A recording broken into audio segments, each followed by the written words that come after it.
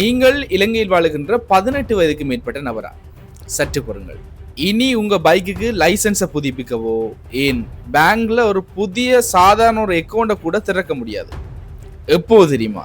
உங்களிடம் அந்த 9 இலக்க TIN என்று அழைக்கப்படுகின்ற டின் நம்பர் இல்லை என்றால். டின் நம்பர் என்றால் என்ன? நாம் வரி கட்டுற அளவுக்கு நான் சம்பாதிக்கவில்லையே, எனக்கு என்னத்திற்கு இந்த நம்பர் இல்லாம அப்படி என்று கூட நீங்கள் யோசிக்கலாம். ஆனால் இனி இலங்கையில் வாழப்போகின்ற ஒவ்வொரு குடிமகனுக்கும் இந்த டின் இலக்கம் என்பது மிக முக்கியமானதாக அமையப் போகின்றது. காரணம், அவ்வாறான சில சட்டங்கள் கொண்டு வரப்பட்டிருக்கின்றது. எதற்கெல்லாம் இந்த டின் நம்பர் அவசியம்? அதே நேரம் இந்த டின் நம்பரை வீண் அலைச்சல் இல்லாமல் எப்படி மொபைலில் ஆன்லைன் மூலம் இந்த சான்றிதழை எவ்வாறு எடுப்பது என்பது சம்பந்தமாகவும் தான் ஸ்டெப் பை ஸ்டெப்பா என்னென்ன விஷயங்கள் இருக்கின்றது, எப்படியான நடைமுறைகள் இனி வரும் காலங்களில் வரப்போகின்றது என்பது சம்பந்தமாக முழுவதுமாக தெளிவாக பார்க்க இருக்கின்றோம். வாருங்கள் பார்க்கலாம். சரி, விஷயத்துக்கு வருவோம்.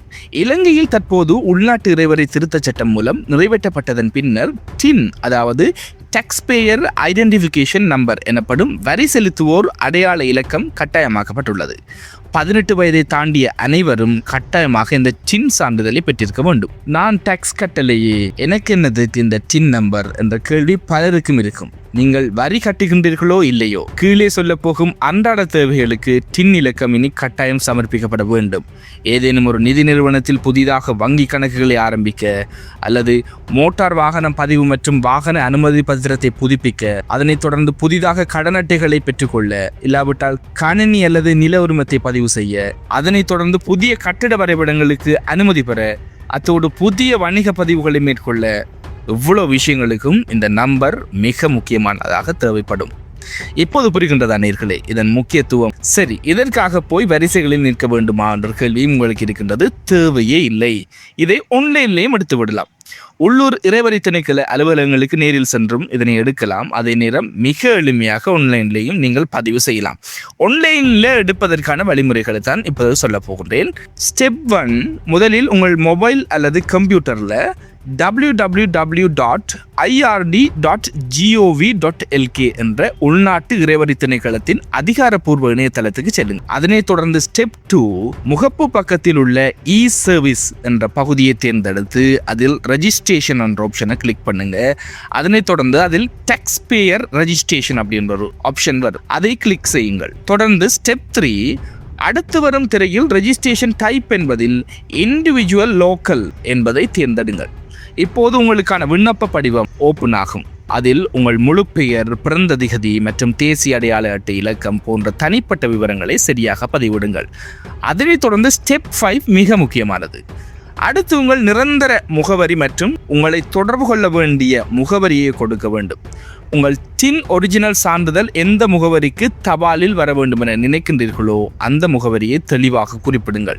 அதனைத் தொடர்ந்து ஸ்டெப் 6, நீங்கள் என்ன தொழில் செய்கின்றீர்கள், எந்த நிறுவனத்தில் வேலை செய்கின்றீர்கள் அல்லது என்ன பதவி என்ற தொழில் சார்ந்த விடயங்களையும் பதிவிட வேண்டும்.